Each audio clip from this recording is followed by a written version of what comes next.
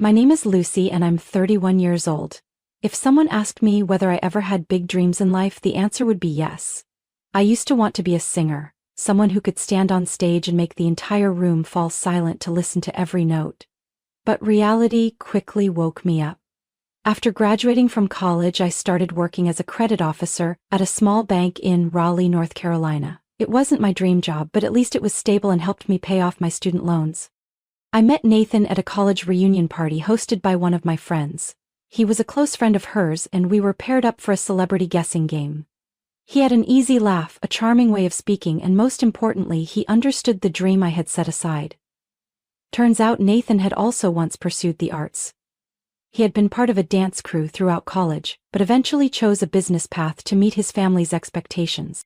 We started dating just a few weeks after that party. My mom kept asking when I would finally settle down and when she'd have a grandchild to hold, and even though I wasn't entirely ready for marriage, I softened. Nathan doted on me, at least in the beginning. Outdoor dinners, surprise gifts like new headphones because he knew I still loved to hum while doing chores. Everything felt like a dream. A year later we got married, and I decided to quit my job at the bank to focus fully on our family. Nathan worked for a financial consulting firm in Charlotte, had a decent income, and told me I deserved time to rest after all those busy years. But it wasn't long after the wedding that I began to understand more about his family. Nathan had a younger sister named Ivy, 3 years younger than us. His family always said Ivy had suffered nerve damage after a serious fever when she was 8. Since then, they said, she couldn't speak or walk anymore. At first, I thought that was heartbreaking. A young woman bound to a bed and wheelchair for life. But strangely, Ivy didn't seem as sorrowful as I had imagined. Though she couldn't speak, she communicated through drawings and a letterboard. I was hesitant at first, but I learned to understand Ivy through her eyes, her smile, and her gentle gestures. I remember once, sitting with Ivy on the back porch, I pointed to the sky and drew a musical note in the air. Ivy smiled and drew a heart. I laughed and signed back, "You understand me." She nodded, her eyes sparkling like we had just shared a secret. If Ivy was a gentle light, then my mother-in-law Linda was a quiet storm. She always looked at me with a calculating gaze, as if I were a product still within the return window. Every time I stepped into her house, I felt like I was taking a surprise test.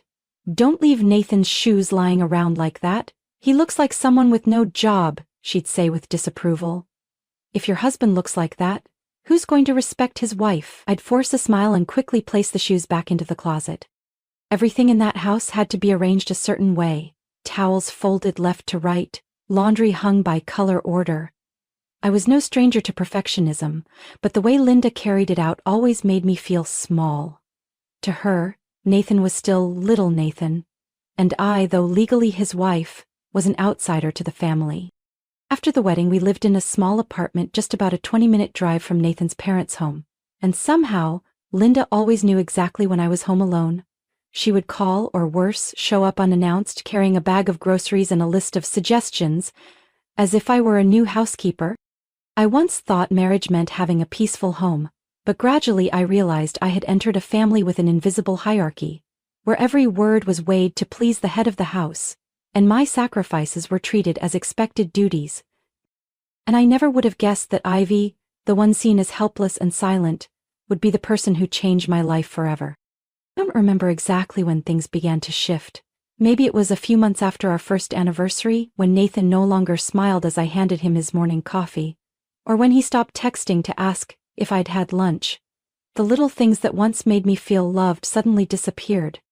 Nathan started coming home late more often, blaming long meetings or saying the boss needed me to stay and review documents. On those nights, I'd eat dinner alone, staring at my cold plate and convincing myself he was just busy with work. But over time, the distance between us grew more obvious. When I asked questions, he avoided them. When I stayed silent, he didn't reach out. As Nathan became more distant, I found myself growing closer to Ivy. I visited her often, and although at first my mother-in-law disapproved, I didn't care. Every time I came by, Ivy would be waiting by the window, her sketch pad ready. She drew little houses, cats wearing hats, kites flying in the sky. In her art I saw her spirit. Vibrant, intelligent, and far more perceptive than anyone in the family gave her credit for. I started teaching myself sign language in the evenings, after Nathan was asleep or working on his computer. At first I only learned basic signs like hello and thank you, but soon I understood more. It wasn't just a language. It was a bridge between me and Ivy. Whenever we talked with our hands, it felt like we were escaping a cold world where my mother-in-law's sharp words still echoed in my ears. "I don't understand why Nathan chose someone like you," Linda said one evening when I had just helped Ivy tidy her room. "Ivy might like you, but that doesn't mean I have to." I didn't respond. Not because I had nothing to say, but because I knew with Linda silence was the clearest form of resistance. Every word she uttered felt like an attempt to correct me. And Nathan? He neither defended me nor disagreed with his mother. Every time I mentioned her cutting remarks, he would shrug. "That's just how Mom is, get used to it." Eventually I stopped telling him. And he stopped asking. One early fall evening, with leaves just starting to turn gold, I went to Nathan's parents' house with a tray of homemade pumpkin bars. Ivy loved pumpkin bars and I wanted to surprise her, but as I stepped inside I saw Nathan sitting in the living room with his mom, both laughing. Something I hadn't seen him do around me in a long time.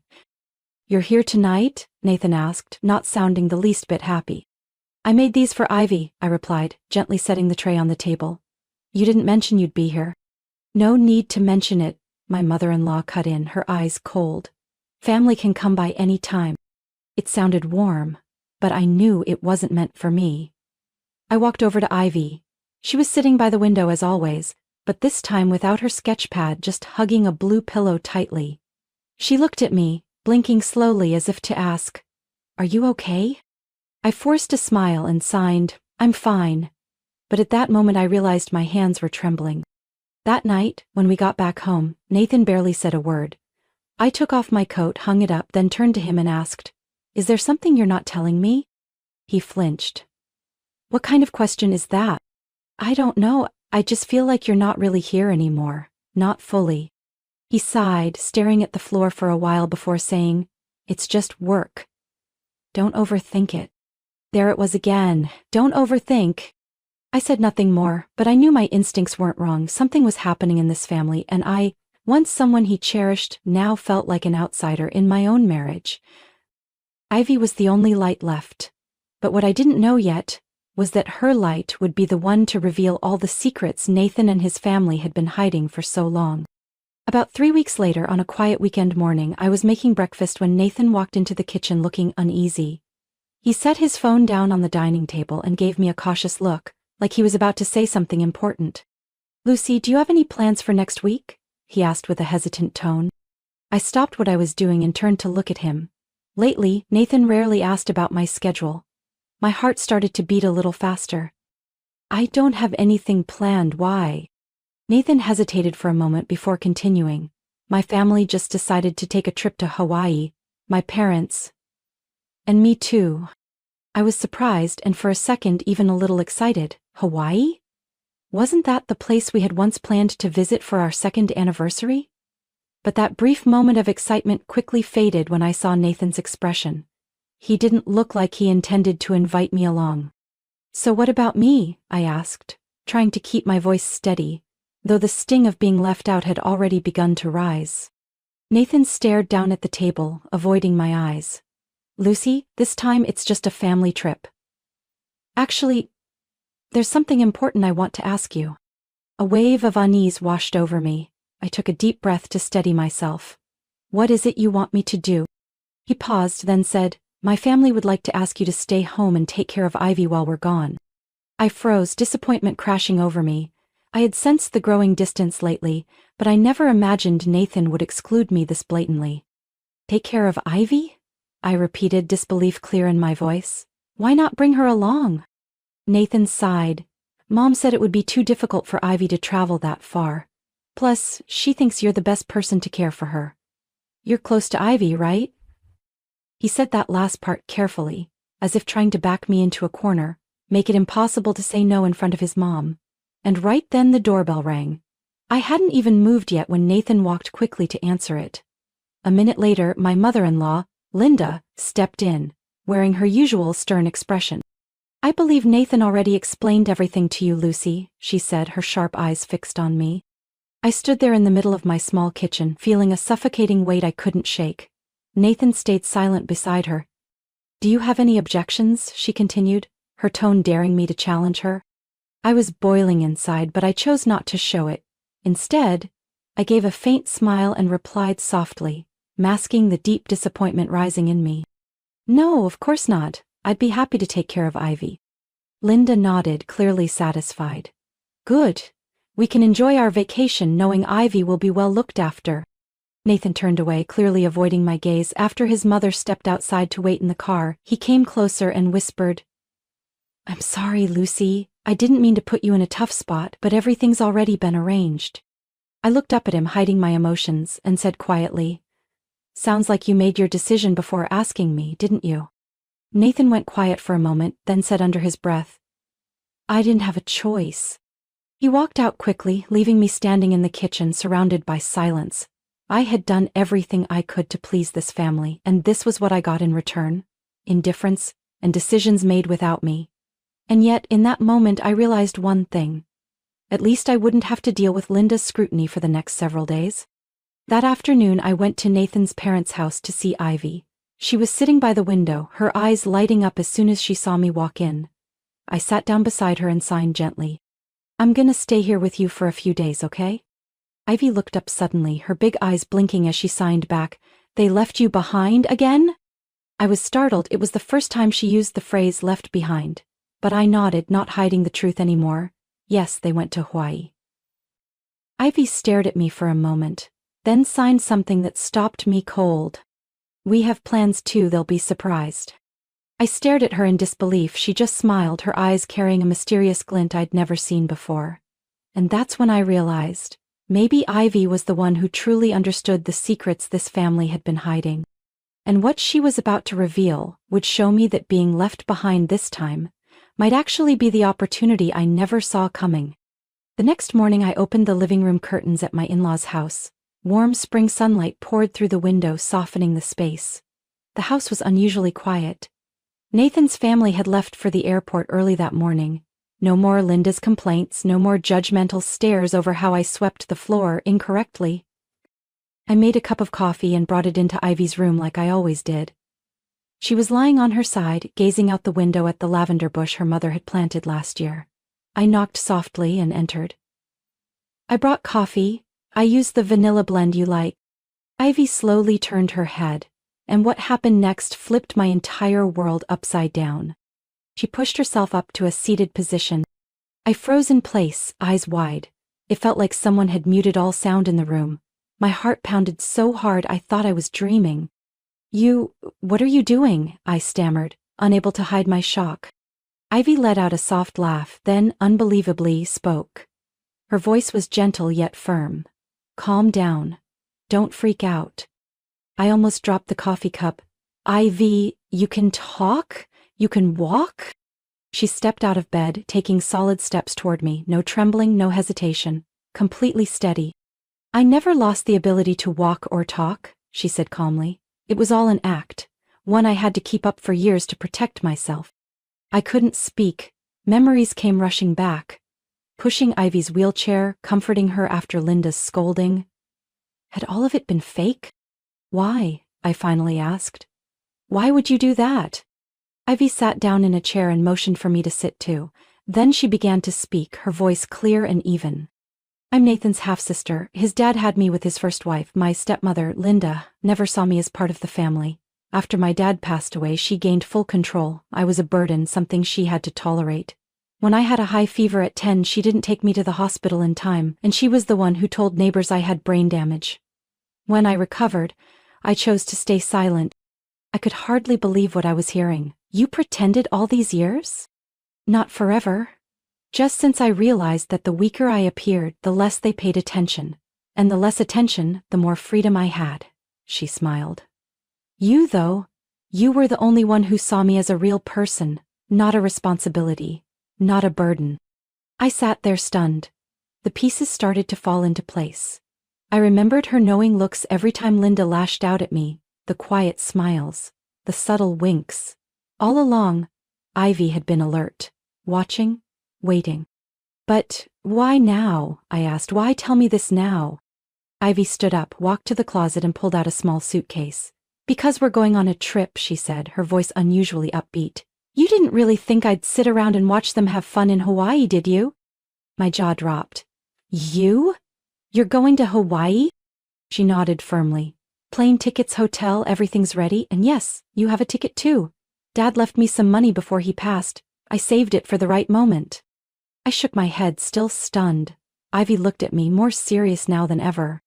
Lucy, you need to see who Nathan and his mother really are. You deserve the truth, and trust me, Hawaii is where everything changes.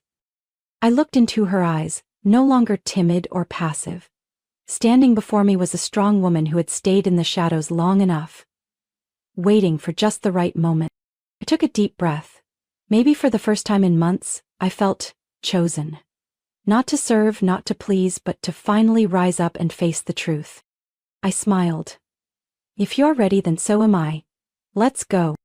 Ivy nodded, her smile blooming, and just like that the journey began, not just to Hawaii, but toward the truth behind the marriage I once believed was peaceful. The flight took off early in the morning, just after sunrise. I sat beside Ivy in the economy cabin of a domestic airline, still feeling a little breathless. Everything had happened so fast. Just yesterday I had quietly accepted my role as the one left behind, and now I was flying to Hawaii, with the sister-in-law everyone thought was helpless. Ivy wore a loose white shirt and simple jeans. Her hair was tied back, sunglasses on, looking like any confident young traveler. Every now and then she turned to flash me a playful smile, like we were winning a secret game only the two of us knew about. Still shocked, Ivy tilted her head as the flight attendant handed us drinks. I exhaled and shook my head slightly. Not shocked exactly, just, I never imagined things could turn around like this. Sometimes, she said, sipping her orange juice, it takes a shock to wake us up from a bad dream. I stayed quiet. She was right. I'd been living in a distorted dream for too long, believing in love, in family, in what I thought was real. After nearly 6 hours in the air, we landed at Honolulu Airport under the blazing sun. Ivy hailed a taxi she had pre-booked, taking us to a luxury beachfront resort in Waikiki. Blue ocean, white sand, salty breeze. Hawaii was breathtaking, but I hadn't come here to relax. At the front desk, everything had already been paid for in Ivy's name. She quickly handed me my room key and subtly signed for me to stay quiet since staff were nearby. Once we got to our room, I couldn't hold back anymore. Ivy, where did you get the money for all of this? I asked quietly. She took off her sunglasses, smiling with that same mysterious calm. Dad left it for me. I kept it safe, untouched, until it really mattered. But your plane ticket, the hotel, the taxi, all of that must have been really expensive. Dad told me to live for myself, and I feel like this is the moment. I nodded, my eyes fixed on the ocean outside the window. Where are we going to see them? Ivy pulled out her phone, opened a restaurant reservation app and showed it to me. Tonight at 7 p.m. poolside restaurant. His mom booked a table for 6, just like their family tour schedule. And you're sure they don't know we're here? Positive. I booked us in the same resort but a different building. They won't run into us. Unless we want them to. We spent the whole day resting in the room, snacking on fruit and crackers. Ivy suggested I try to forget everything for a while, but I couldn't stop thinking about what was coming. I felt like I was stepping into a grand play. Except this time, I wasn't a passive audience member. I was the main character, about to walk onto the stage. Around 6 p.m., Ivy did her makeup lightly, tied her hair up and put on an emerald silk jacket. I chose a long navy dress, simple but elegant. We both looked different, not like the women underestimated back home, but like two people in control. On the way down to the restaurant, Ivy squeezed my hand. They're going to be shocked. But don't get too angry. Let them expose themselves. I nodded, my heart pounding. As we approached the poolside restaurant, we hid behind a... Ivy whispered, "That's her." My stomach dropped. You mean... She's the one Nathan's been seeing. I saw messages from an unknown number on Mom's phone when she left the table. They called her the backup plan. I said nothing. My head was spinning. I looked back at the table where my husband was smiling brightly, like I never even existed. He leaned in and whispered something to the woman, making her laugh hard and place her hand gently on his shoulder. Ivy looked at me. Ready? I tightened my grip on her hand, a cold smile forming on my lips. Yeah. Time for the real show to begin. We positioned ourselves behind a row of palm trees, just a few steps from Nathan's family table. Under the warm lights, glasses clinked and laughter filled the air. My mother-in-law Linda was raising her glass of wine, her face beaming. No trace of the cold, judgmental woman who had hurled so many criticisms at me. But what really stunned me was the sight of Nathan sitting so close to that unfamiliar woman. She looked polished, young, confident, her hand resting casually on Nathan's like it belonged there. There wasn't a hint of guilt on his face, no sign that he had just left home, abandoning his wife to care for a sister supposedly unable to walk. Not one check-in, not one look of regret. Ivy quietly slipped a small phone with an earpiece into my hand. I placed a recorder under their table before they arrived, she whispered. I'm sure they'll say something you should hear. I slid the earpiece in, my hands going cold as their voices rang clearly in my ears. She's never been anything special, Linda said sharply. Hasn't done a thing for this family. If you're divorcing her, at least Nathan's voice followed, low and firm. I'll figure something out, maybe say she's emotionally neglectful. My lawyer says if we play it right I won't have to give her a dime, I could even come out ahead. The girl next to you looks promising, Linda chuckled. Compared to Lucy, like gold next to rotting wood. I pulled the earpiece out, my lips pressed into a tight line. Ivy looked at me, not asking, just waiting. I nodded. We stepped out from the shadows and walked straight toward the table. I moved slowly, each step echoing against the wooden deck of the outdoor restaurant. Nathan looked up first. The stunned look on his face nearly made me laugh. Linda froze, her hand still mid-air, wineglass suspended. Good evening, I said, my voice strong and clear. Hope everyone's enjoying dinner? Lucy? Nathan stammered. What are you doing here? Before I could reply, Ivy stepped forward. All eyes turned to her, and without saying a word, she calmly walked over to the table and pulled out a chair across from her stepmother. You're walking? Linda could barely speak. I've been walking and talking just fine since last year, Ivy said, her voice soft but icy. You always liked to see me as a burden. I just played along to help you live in that illusion. Silence fell over the table. The woman next to Nathan quickly pulled her hand away, her face going pale. I pulled out my phone, opened the voice recording, and hit play on speaker. If you're divorcing her, at least reclaim the assets. Linda's voice. Say she's emotionally neglectful. Nathan's voice. Other diners began to notice us. Curious stares turned toward our table. Nathan shot up from his chair, his voice shaking. What are you doing? Are you seriously trying to humiliate me in public? I looked him straight in the eye and said, each word sharp and clear, you've been doing that to me for over a year, just not in public. Linda snapped, Lucy, we can explain. No need, I cut her off. I've heard enough. And I have the proof. I'll be speaking with my lawyer as soon as I get back. This divorce won't be quiet. Nathan rushed toward me, trying to grab my hand, but I stepped back and raised mine to stop him. And you, I said, my voice colder than ever, you'd better be ready to face the consequences of your lies. The woman next to him stood up, clearly trying to leave, but Ivy called after her. You might want to prepare to meet with a lawyer too. I'm sure you know what you've gotten yourself into. Nathan clenched his fists, his face burning with rage and shame. You're ruining my life. I laughed, calm and unshaken. You already did that yourself, Nathan. I just pulled back the curtain. Then I turned and walked away with Ivy, leaving behind the soft lights, expensive wine, and a table full of lies. Nathan ran after us, his footsteps pounding along the stone path. I didn't turn around, but Ivy glanced back at him, her eyes cold as ice. Lucy, you can't do this, Nathan shouted, his voice cracking, no longer composed. You're trying to destroy my life. I stopped walking, turned around, and looked straight into the eyes of the man who used to be my husband. No, Nathan, you did that to yourself. I'm just the one showing the truth. But if the company finds out, I could lose my job. His voice trembled, filled with fear. Standing next to me, Ivy crossed her arms and tilted her head, her tone full of sarcasm. Oh, then maybe you should have thought about that before taking your mistress on vacation and trash-talking your wife while she was home caring for your paralyzed sister. Nathan turned to her, speechless in shock. I shook my head. I didn't come here to cause a scene, but you and your mother pushed me past my limit. Now you'll have to deal with the consequences.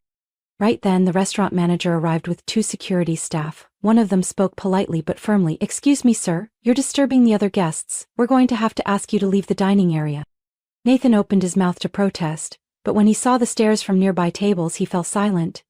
He let the security team escort him out, looking like someone who had just caused a public scene. I stood still, watching until his figure disappeared behind the glass doors.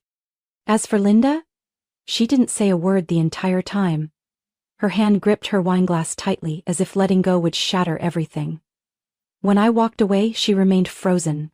Her eyes weren't proud anymore, just hollow, like someone who had just lost all the control she once held. Ivy and I walked back to our room without speaking. We both knew things were only going to get more complicated, but a strange sense of relief flooded through me.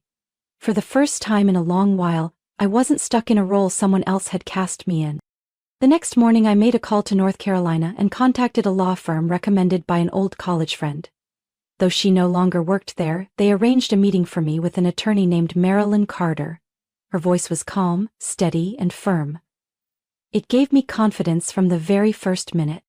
I told her everything: the cold marriage, the blatant betrayal, the voice recording, and how Nathan took another woman on vacation while leaving me to care for Ivy. I didn't leave out a single detail. Marilyn nodded. "You're entitled to file for divorce with clear evidence of infidelity, and given your husband's job status, we can also request post-divorce financial support. If that woman had a romantic relationship with him during the marriage, you can file a third-party interference claim against her as well." I paused, then said firmly, "I want to do everything legally possible to seek justice." "We'll take care of the rest," Marilyn said with a reassuring smile. "And trust me, you're not alone in this." In the following weeks, everything moved quickly. My lawyer gathered solid evidence: hotel bills, photos, audio recordings, and messages Ivy helped retrieve from her stepmother's old phone. It was all added to the case file. A month later, I received the official notice. Nathan was ordered not only to divide the marital assets but also to pay spousal support for the next 3 years. On top of that, the other woman, Madeline Harper, was sued for alienation of affection with a civil compensation demand. When the first payment hit my account, I looked at the number on the screen and didn't feel triumphant. Instead, I felt like I'd reclaimed my voice. Not because of the money, but because finally, no one else could define my worth. Ivy handed me a glass of non-alcoholic apple cider, her smile glowing. "Congratulations, no one can ignore you anymore." We clinked glasses, and the smile on my face felt as soft and steady as the ocean breeze that day. 3 months have passed since the court ruling, and my life looks completely different now. The small apartment I once rented while living with Nathan has been replaced by a top-floor unit overlooking Pullen Park in downtown Raleigh. I moved closer to my old college like I was hitting the reset button, but this time, with a heart no longer afraid. I returned to finance, but now I work as an independent consultant. I choose the projects I enjoy, work with clients I respect, and most importantly, I have the power to say no to anyone who makes me feel unsafe. No more manipulation through fake words, belittling looks, or cold indifference like Nathan and his mother once used on me. I still stay close with Ivy. After everything, we're not just former sisters-in-law, we're survivors, women who chose to rise instead of settle. Ivy moved in with a close friend in Asheville and finally started the graphic design course she'd always dreamed of. She once said, "You were the first person who believed in me enough for me to live honestly." I smiled. Her bravery had lit a fire in me too. One quiet weekend afternoon while I was tending to my balcony plants, the doorbell rang. I was a little surprised. I wasn't expecting anyone. When I opened the door, I saw Nathan and Linda. Both of them looked nothing like I remembered. Gaunt, dark circles under their eyes, clothes worn out. Linda no longer carried her powerful presence. Instead, she looked drained. "Lucy," Nathan spoke first, his voice hoarse and weak. "I know this is unexpected, but could you help us?" I stood silent, not inviting them in, not saying a word. He went on. "I lost my job. After the lawsuit, they let me go without pay. Madeline, she left me when she found out I had nothing. And my dad walked out on her. She's out of money. It's just us now. I looked at Linda. She lowered her head, something I don't think she'd ever done before. Lucy, I was wrong. So wrong. But I have no one else now. I just hope you can help us through this. The silence lingered. Only the wind rustled through the trees outside. I tilted my head slightly, then spoke slowly. Funny. I once begged the two of you for just a little kindness. And now it's your turn. Lucy, I know you hate me, Nathan stammered. But I've realized my mistakes. I truly have. Just a little help. I cut in. I don't hate you, Nathan. I just regret wasting so much time thinking you were worth it. Linda's eyes were red. You can't be this heartless. I smiled softly. I'm not heartless. I've just learned how to set boundaries. And mine is this. I won't go back to anyone who once disrespected, used, or betrayed me. I calmly closed the door before they could say another word. Before heading back inside, I walked to the corner of the balcony, opened the jar of sea salt I'd prepared earlier, and sprinkled it along the threshold. My own little ritual, a way to sweep away whatever darkness had once entered my life. I don't believe in superstition, but I do believe in symbols, and to me, that handful of salt was a clear declaration. The past no longer has a place in my present. Inside the apartment, the sunset was casting the western sky in a brilliant orange hue. I sat on the sofa, hugging the knitted pillow Ivy once gave me, and felt my heart completely at peace. Not all endings are perfect, but some endings are necessary. And for me, this wasn't just the end of a marriage. It was the end of a life lived in silence. And the beginning of a life I chose for myself. From my own experience, I've realized that sometimes, strength isn't about holding on to a relationship, it's knowing when to let go. I was betrayed, dismissed, and left behind, but those very things helped me rediscover my worth. Life doesn't end when someone walks away from you. It truly begins when you decide to move forward for yourself, and I hope that anyone reading this finds the courage to choose their own happiness too.